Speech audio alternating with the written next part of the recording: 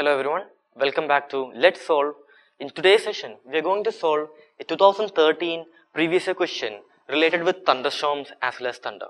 Now, as always, before going to the question, let's take a look at what are these thunderstorms. You must be knowing, like if you're reading recent articles, we are having news articles related with thunderstorms as well as various other, the weather events which we find in winter season. So thunderstorms is one such winter season. I'm not saying they're only seen over during the winter season, but these weather events, they're mostly taking place during the winter season. Let's see what are thunderstorms. So thunderstorms, they are a fully grown, a mature cumulonimbus cloud producing thunder and lightning, and that we call it as thunderstorms. Now, cumulonimbus clouds, that means the clouds that are growing from the near surface towards all the way up to the upper sky. Normally when we look at skies, look at in the sky, the clouds, they will be more sheet-like structure, right? Only few clouds will be growing from near to the surface, growing upward. And such clouds, we call it as cumulonimbus cloud. And they are having vertical development, right? They will be formed over those regions when the wind is blowing or moving upward. So that all the huge amount of moisture will be carried upward and we will be having cumulonimbus cloud production. So the thunderstorms means such cumulonimbus clouds which are fully grown, means that they are reaching up to the upper atmosphere, in the sense upper troposphere. So such clouds that produce thunder and lightning, that we call it as thunderstorms. The thunder and lightning, another thing that we need to take a look at. What are these? What do we mean by this thunder and lightning? First of all, let's start with, say, lightning. The lightning, they take place when we are having different charges coming into contact. Right? In simple terms, if you are having, say, different charges in the sense like positive and negative. So when they come together, right, an electric discharge will take place, and that we call it as lightning. Right? For example, like in some movies you must have seen this. If you're touching an iron rod, which is having, say, electricity passing through it into some other places, we'll be having when metal comes in contact, we'll be having that electric discharge taking place, right? Same way, right, on the sky or on the atmosphere, the clouds having different color, different charge, in the sense, sometimes a cloud itself will be having, say, positive and negative charge. So when this becomes huge, when there is this charge separation, right, so the electric discharge will take place between them, and that we call it as, say, lightning. Now you should remember that lightning is a very high energy event. Very high energy event in the sense lightning can heat air up to, say, 30,000 degrees Celsius. Now imagine, right? The surface of the sun is having around 6,000 degrees Celsius. A lightning taking place on the Earth's atmosphere can heat air up to 30,000 degrees Celsius. So it's a very high energy event. So whenever this lightning happens, the air will be having will be moving apart in order to more making a path for the lightning to travel. So when this happens, when the lightning happens, the air will be moving apart, right? And this will be taking place in a supersonic way, right? Supersonic in the sense, it will be traveling with more speed than this sound. Okay. So after the passage of the lightning, the air will cool down and it will contract. It will come back to its original position. And this also will be taking place at supersonic speed. And this produces this thunder sound, right? So the thunder is created when lightning separates or lightning creates the air particles, right? The air particles will move apart, and due to the supersonic movement of these air particles, the thunder sound is created.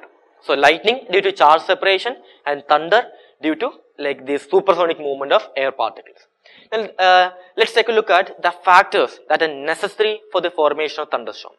See, be it any weather event, when you're studying in, say, for your prelims as well as for your mains, should be focusing more on the factors which can influence the formation of that weather event as well as their effects.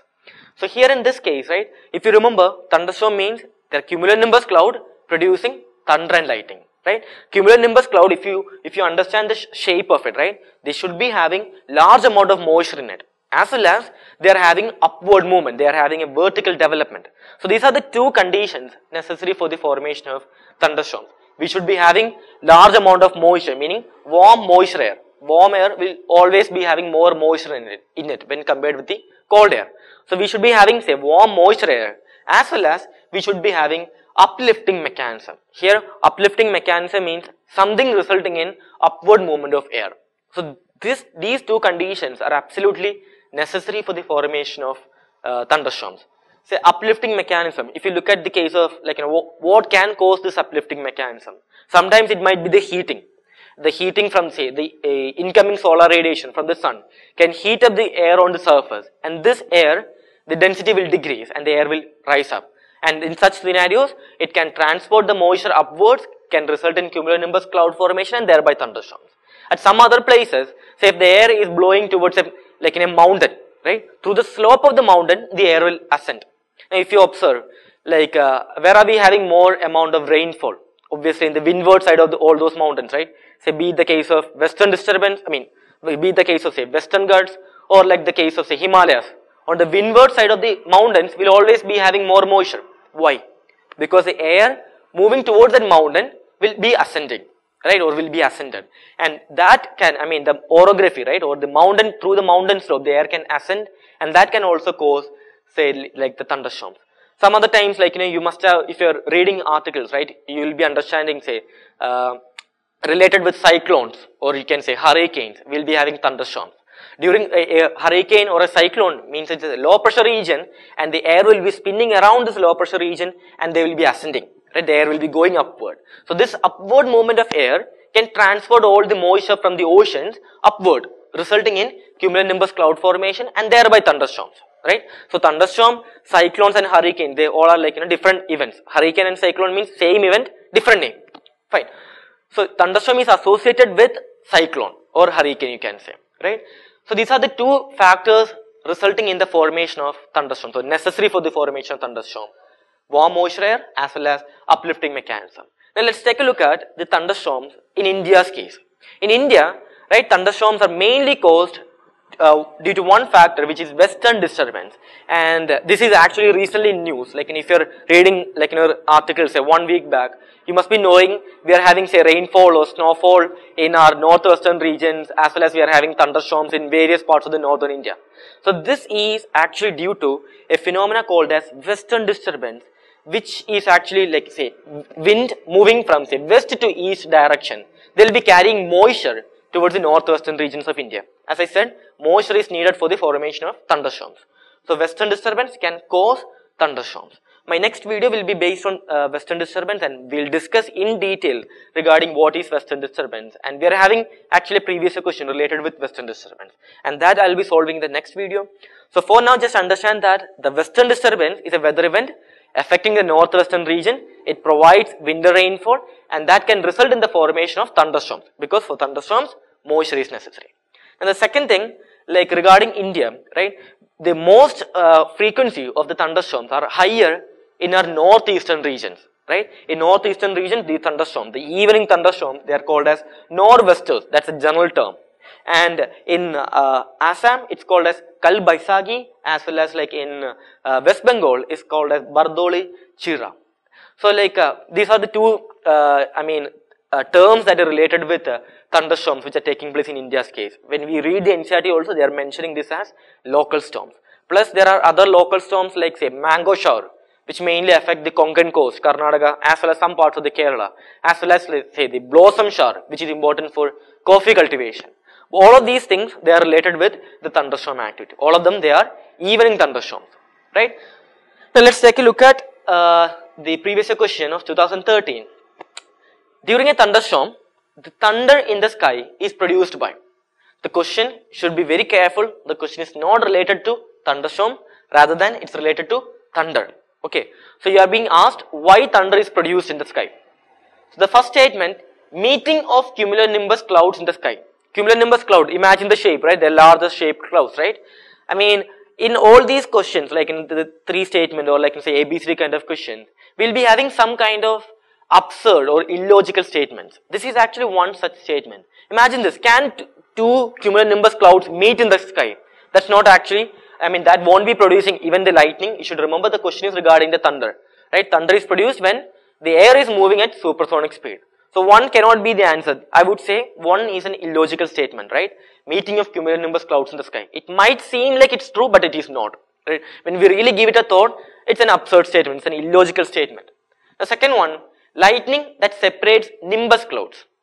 The nimbus clouds, if you remember the cloud classification and more details on cloud classification, you can refer our YouTube channel. You can just search cloud classification Neo IAS and you shall get that video. So nimbus clouds, they are low altitude clouds. At the same time, the cumulonimbus cloud is a very high cloud, right, forming from say surface towards the upper troposphere. But nimbus clouds are on the surface. So lightning cannot separate these nimbus clouds. Again, I would say that's an illogical statement, right? Lightning can separate, or due to the movement of lightning, or due to the formation of lightning, the air particles will be moving at supersonic speed. That, if you think from that pattern, this second statement is wrong, right? Mainly due to two reasons. The nimbus clouds are on the surface and the cloud separation is not related with the thunder activity. Okay.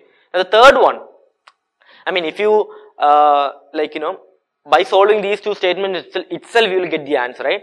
So suppose the first statement is wrong. We can eliminate A as well as C because they are having statement 1 in it, right? So if first statement is wrong, answer cannot be A as well as C.